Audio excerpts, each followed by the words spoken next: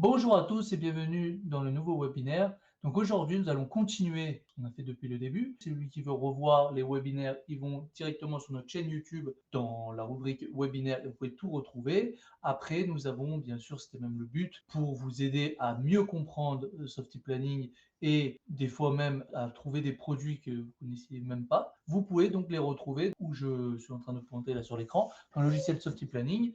Ici, vous avez donc tout le site, tout le logiciel, pardon, avec toutes les options bien expliquées par catégorie. Pour vous montrer un petit peu le début, voilà, ici vous avez toute la gestion. Après, vous avez des options, etc., etc. Et bien sûr, en rubrique, comme je vous ai expliqué. Ici, vous pouvez voir par exemple la géo, la vue des plannings, expliqué. Donc au moins, c'est plus simple pour vous. Mais aussi, il y a peut-être des options que vous ne connaissez pas. Deuxièmement, nous avons fait aussi documentation. Je sais pas, oui, c'est ça. On a terminé cette rubrique. Ça, c'est pour aller encore plus dans les détails, mais encore plus. Voilà. Et aujourd'hui, donc, enfin, depuis la semaine dernière, si je ne me trompe pas, nous sommes donc maintenant sur la page tutoriel. Ça permet cette fois-ci pas de vous présenter, mais de faire un tuto. De vraiment vous expliquer point par point. C'est pour ça d'ailleurs qu'on va doucement pour que les personnes comprennent. Donc, la semaine dernière, nous avons fait les virements SEPA et les prélèvements SEPA. Et donc maintenant, nous allons commencer à parler du client en soi, donc à la création d'un client. Dans le message que vous avez reçu, ou même c'était le but de ce webinaire, c'est que nous allons expliquer la fiche du client en soi. Donc je prends ça pour plus facile à vous expliquer. Donc déjà, comme d'habitude, le logiciel s'appelle Softy Planning. Je mets mon code client et mon mot de passe. Et donc ça permet directement d'ouvrir le logiciel. Comme d'habitude, voilà, et regardez juste comme ça. Comment ça marche si vous avez un raccourci? Imaginez-vous, donc vous n'avez pas encore le logiciel, vous cliquez ici et vous allez voir, normalement, il y a un petit logiciel qui s'appelle Demo.fr qui va venir. Voilà, il est là. C'est bien pour vous montrer que le raccourci fonctionne. Ça permet de faire quoi un raccourci? Ça permet tout simplement que ça évite de retaper à chaque fois son mot de passe. Super, donc ça c'est l'introduction. Comment on fait donc pour créer un client et surtout quels sont les points? Donc vous faites client, nouveau client. Là, ça y est, vous êtes sur la page du client. Donc d'abord, je vais vous dire ce qu'il faut le minimum et après, dans les détails. Le minimum pour créer un client, il faut deux choses. Le nom du client et l'adresse de la facture. C'est tout. Tout le reste, c'est des détails qu'on va voir aujourd'hui. Ça, c'est très important. Pourquoi je dis ça? C'est pour aller plus vite. Par exemple, quelqu'un qui veut créer un client, quelqu'un qui veut créer un planning le plus rapidement possible, il met le nom et l'adresse, crée le site, création du site directement avec le plus là ici, ou bien pour aller plus vite, vous faites clic droit, ajouter un site, et ça suffit. Je m'explique, par exemple, on va créer donc un client ensemble. Par exemple, je dois intervenir chez monsieur Manuel. Voilà. Ok. Je mets son adresse, par exemple 2 rue Lamartine à Paris. Très bien. Là, vous avez vu, j'ai mis que le nom et l'adresse. J'appuie sur plus ici, ou bien je fais clic droit, ajouter un site, c'est exactement la même chose. Et ça y est, à partir de maintenant, vous allez voir, si je mets le planning, hop, regardez, il a trouvé le client, monsieur Manuel. Ok, donc ça suffit. Donc maintenant, je peux créer un client, je peux le facturer, je peux faire ce que je veux. Maintenant, on va commencer les détails. Donc déjà, bon, évidemment, je peux mettre son numéro de téléphone, son numéro de mobile, tous les détails. Ici, c'est les modes règlement. Donc si c'est un virement, au moins ça permet que quand vous allez facturer, ça va être directement un virement ou ça va être directement un chèque, ça va plus vite. Pour la banque, c'est pareil. Si vous avez plusieurs banques, vous pouvez choisir par défaut c'est quoi la banque. Bon, moi des chances, vous avez compris, hein, donc on va mettre immédiate par exemple. Famille client, donc on avait déjà expliqué, mais en deux mots, vous pouvez trier vos clients par famille. Par exemple, imaginez-vous que Monsieur Manuel, c'est un particulier, donc je mets dans particulier. Ça permet que quand je fais client, rechercher un client, je peux directement retrouver ce client dans particulier. La preuve, Monsieur Manuel. Donc ça a bien marché. Bon, commercial, on va mettre de côté. C'est en deux mots, c'est là je parle celui qui a le logiciel pour plusieurs personnes, plusieurs utilisateurs. Alors, il peut trier ses commerciales, par exemple, par site. Ça veut dire, par exemple, moi, je vais créer mes clients. Mon collègue, lui aussi, il va créer des clients. Mais moi, ces clients, je ne vais pas les voir. Et lui, il ne pourra pas voir les miens. Et vous, en tant que patron de la société, vous pourrez voir les deux. Comment? En choisissant l'un ou l'autre ou les deux. Très bien. Donc, je mets de côté, ce n'est pas vraiment le sujet. Et le reste, vous avez compris, c'est l'adresse, etc. Tous les détails. Super. Donc, maintenant, on va commencer. C'était ici, parce que j'aimais bien. Donc, observation. Observation, c'est ça. C'est la première chose. Je peux mettre tout simplement les détails du client. Par exemple, interphone, c'est le 46 à 26. Par exemple, c'est l'interphone du monsieur. Deuxième chose, alors on va plus mettre un document. Ça peut être une image aussi, on va le faire les deux. Imaginez-vous, par exemple, vous voulez mettre un PDF, par exemple son RIB, c'est un exemple. J'ai juste à le prendre et à le déplacer directement. Ça permet d'avoir son RIB directement dans sa fiche. sa fiche client. Ça, c'est premièrement. Bien sûr, comme je vous ai dit, c'est un PDF, mais aussi une image. Je ne sais pas moi, si par exemple vous avez sa carte d'identité, je peux la mettre directement là. Et donc, ça permet de le voir. Regardez, j'appuie dessus, normalement, son RIB s'ouvre, le PDF s'ouvre. Ouais, voilà, vous avez vu, le PDF ici ouvert. Je peux cliquer là-dessus et il y a la photo qui s'ouvre directement. Donc, ça a bien marché. Attention, et bien sûr, écoutez bien, ça marche, mais c'est un raccourci. Je m'explique. Si maintenant, vous avez un collègue ou vous-même, vous avez un autre écran, vous avez un autre ordinateur plutôt, vous ne pourrez pas l'utiliser. Pourquoi? Parce que c'est un raccourci. Donc, c'est connecté à mon ordinateur, mais pas au vôtre. Donc, c'est juste des raccourcis.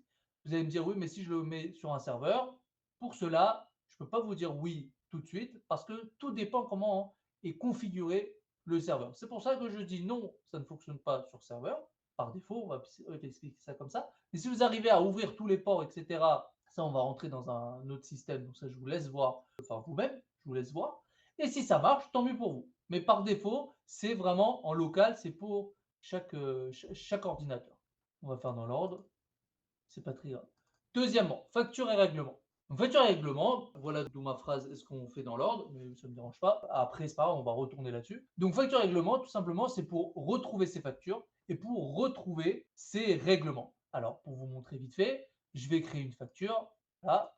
Donc, la facture, vous avez vu, elle est là. Donc, imaginez-vous, je vais mettre un montant, sinon on ne pourra pas. Ouais, c'est ça. On va mettre par exemple 50 € la facture. Donc, qu'est-ce qu'on voit ici? On voit bien que la facture est à 50 €, 60 € TTC. Ici, il y a une carte bancaire qui permet, regardez bien, vous voyez ici, le solde est à 60 €. Ça veut dire que M. Manuel, il vous doit 60 €. Il va régler, donc je coche régler. Attention, c'est un autre sujet, mais je le dis quand même, on ne sait jamais. Quand vous réglez ici par carte bancaire, n'oubliez pas de cocher. Voilà. Et donc, vous avez vu, ça passe ici à 60 € et donc le solde est à 0. Par contre, imaginez-vous, par exemple, il a payé 50 €, alors il vous doit combien? 10 €. Voilà. Donc, l'onglet facture règlement, ça permet tout simplement de voir toutes les factures et voir tous les règlements.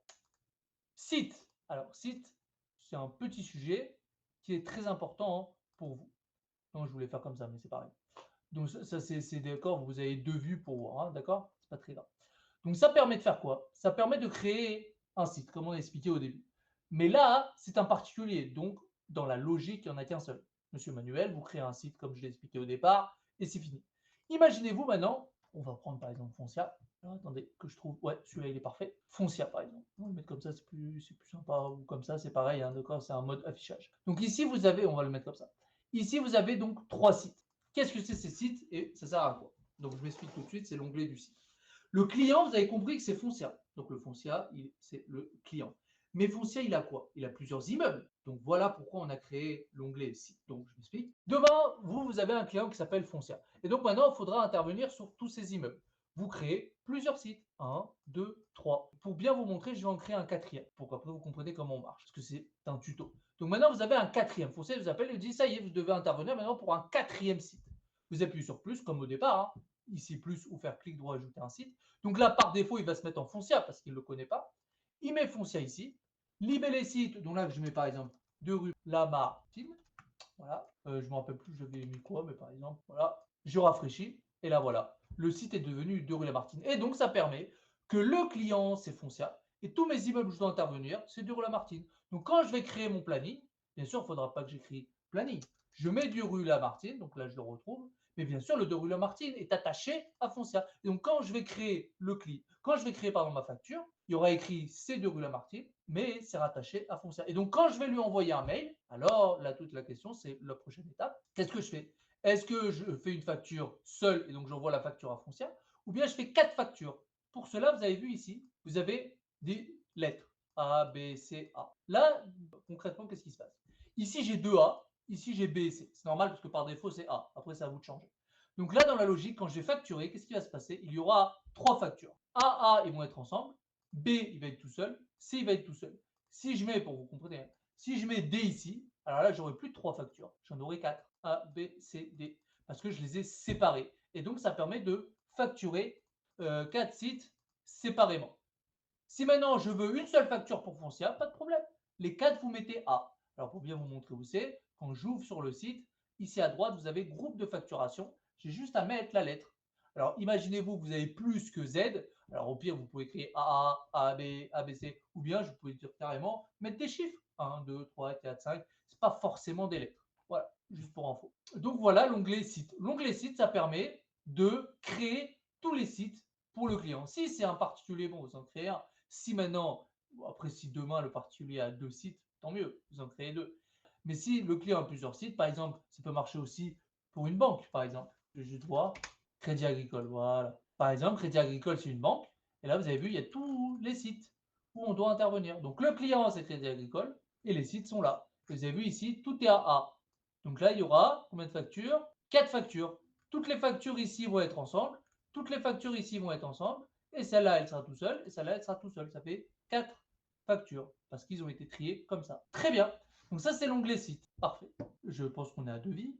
Devis. Devis, ça permet de faire quoi? Évidemment, c'est de créer un devis. Pour cela, vous faites comme tout à l'heure, clic droit, ajouter un devis, ou bien vous appuyez sur plus.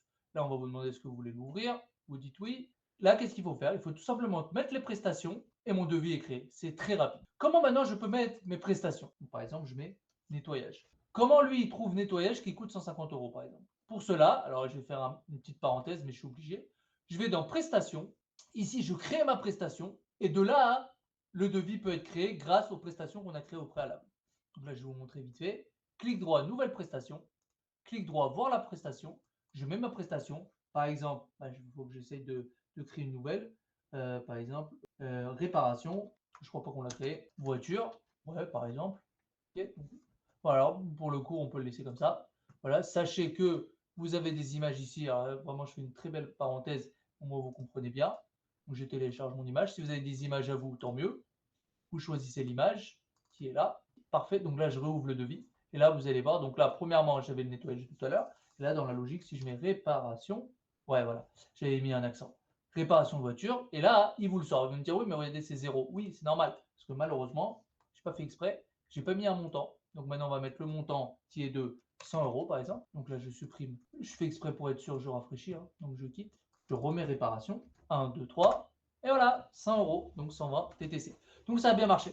Donc on voit bien comment on crée donc un devis, comme j'ai expliqué. Je crée mon devis, donc clic droit, ajouter un devis, ou bien j'appuie sur plus ici. J'arrive donc sur le devis en question. Donc je choisis mes prestations, là j'en ai fait qu'une. Sachez d'ailleurs que je peux mettre une description. Par exemple, je mets réparation intérieure et extérieure.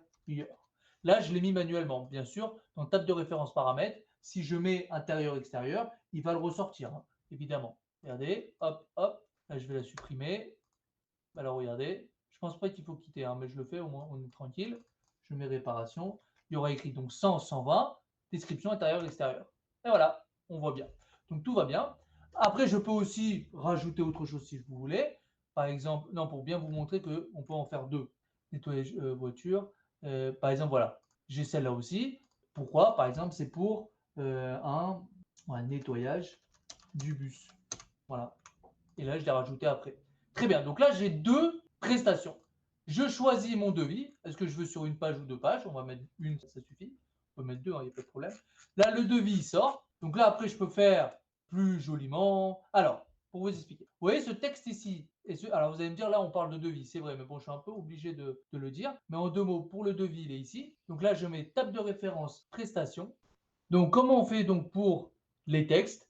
Je vais dans table de référence paramètres, facturation. Et là, qu'est-ce qu'on voit? On voit le bas du devis et le haut du devis. Et donc après, j'ai juste à mettre ce que j'ai envie et après, ça sort. Bien sûr, là, je le fais rapidement, même si je vous ai bien expliqué le devis, parce que ce n'est pas le webinaire aujourd'hui, mais ce n'est pas grave. Au moins, vous comprenez, et au moins une personne qui ne connaît pas le devis, tant mieux. Et donc après, le devis, il sort en PDF, comme on peut le voir ici. Et après, je peux l'envoyer par mail. Parfait. Donc ça, c'était l'onglet devis. Interlocuteur. Interlocuteur, alors, bon, encore une fois, là, oui, là, vous avez vu, c'est Monsieur Manuel, donc dans la logique, il y a Monsieur Manuel. Mais ça peut être intéressant si, par exemple, on va reprendre, par exemple, le client foncier, par exemple. C'est celui-là.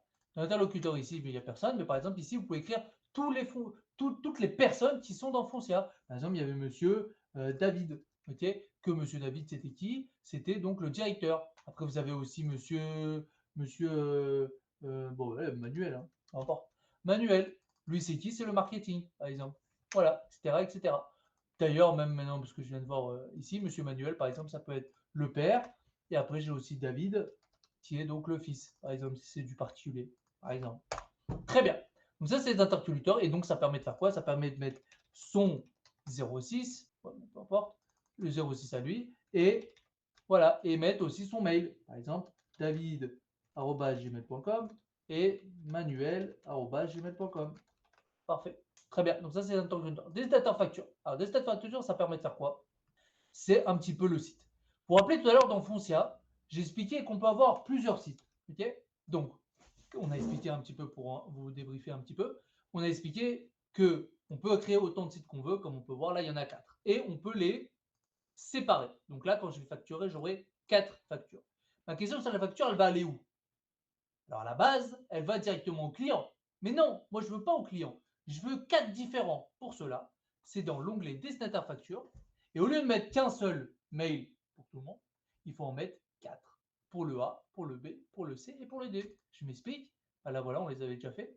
Pour le A, c'est 10 rue du mai. Pour le B, c'est 10 rue du bienvenu. Pour le C, c'est 24 rue. Et maintenant, bah, je vais rajouter. Pour le D, ouais, c'est bon, c'est 2 rue Lamartine. Et donc, à partir de maintenant, quand je vais envoyer mes factures, qu'est-ce qui va se passer? Ça va être envoyé directement à eux. Le A, il va aller au A, au B, il va aller au B, le C, il va aller au D, le C, il va aller au D. Et donc maintenant, mes destinataires factures sont connectés au site. Si maintenant vous en avez qu'une seule, pas de problème, vous en écrivez qu'une. Voilà. Et donc, ça va être envoyé directement au client. Parfait.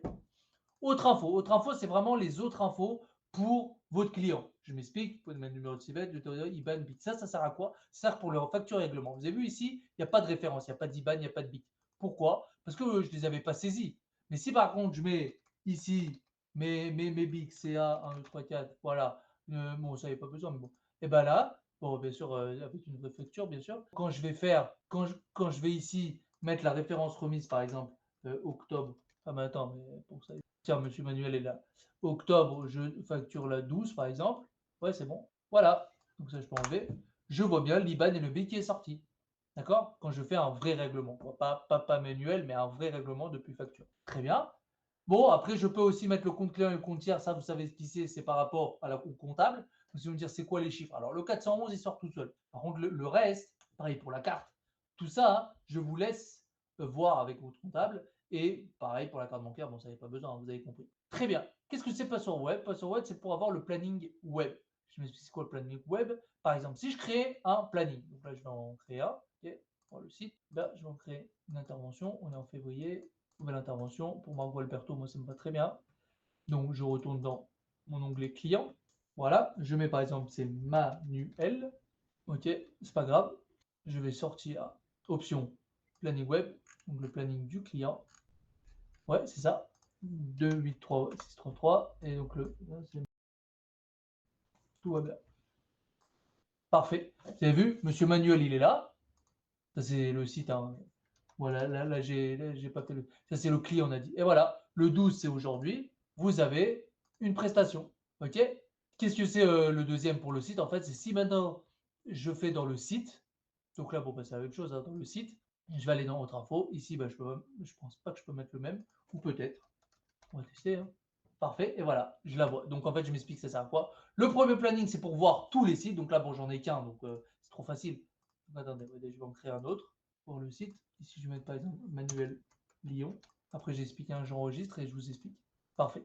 Donc maintenant, j'ai deux sites. OK? Quand j'ai mon planning web ici, d'accord? Voilà. Je sors mes deux prestations. Donc là, je vois mes prestations là. Vous allez me dire pourquoi là l'image est cassée, c'est tout simplement parce qu'on n'a pas rafraîchi encore la prestation. Hein. D'accord? Mais vous avez compris que ici, c'est mes deux sites et je vois exactement quand les personnes travaillent avec quelle prestation. Et après, vous avez ici le premier site et le deuxième site. Si maintenant je veux voir concrètement qu'est-ce qu'on fait le site, bah regardez, je fais ouvrir le lien dans un nouvel onglet, ouvrir le lien dans un nouvel onglet et regardez ici. Je vois bien que c'est Margot Alberto et ici, je vois bien qu'il y a Margot Alberto où il n'y a pas. Ah bah oui, il n'y a pas parce que, pardon, il n'y a pas le code qui. Il n'y a qu'un seul site. Tout va bien. C'est parce qu'en fait, il n'y a qu'un seul site. Le deuxième, nous n'avons pas mis de mot de passe. Ça, c'est le premier. Et le deuxième, voilà, il n'y a pas. Donc, on va mettre par exemple Lyon. Voilà. Et là, regardez maintenant, je vais reprendre le premier. Donc, le deuxième, premier, normalement, il va sortir tout seul. Attends, je vais reprendre. Donc, on a dit client. Voilà. Donc, on a dit c'est 2, 8, 3, 6, 3, 7.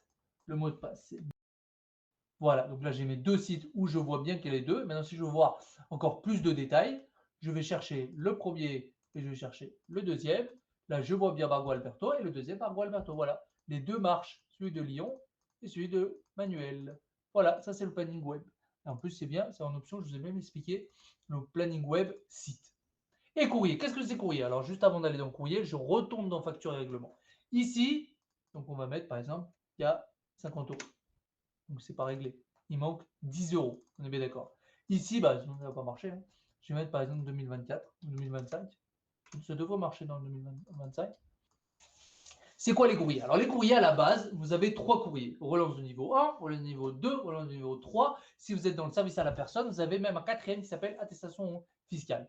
1, 2, 3 et attestation fiscale. Le reste, il n'y a pas. Comment je fais pour créer des nouveaux? Alors là, encore une fois, je vais vous expliquer très brièvement. Je vais dans client, nouveau type de courrier. Dans nouveau type de courrier, vous pouvez créer un nouveau type de courrier. Par exemple, cahier des charges, par exemple. Je crée mon cahier des charges. Je mets donc les balises correspondant au client. Donc là, grâce à l'IB client, il va capter c'est qui le client. Grâce à l'adresse, il va savoir c'est qui l'adresse, le code postal, les villes. D'accord? Et donc, ça permet de faire quoi? Que n'importe quel courrier, il va détecter le client. Par exemple, courrier général, il va là, Monsieur Manuel de rue de la Bartine. Il a trouvé. Pourquoi il a trouvé? Parce que j'ai mis la bonne balise. Cahier des charges, hop, c'est bien Monsieur Manuel, c'est bien de rue de la Martine. Très bien. Et ben, c'est la même chose avec relance de niveau. Mais relance de niveau, vous n'avez pas besoin de le créer. Ils sont déjà là. Regardez, qu'est-ce qui se passe? Relance niveau 1.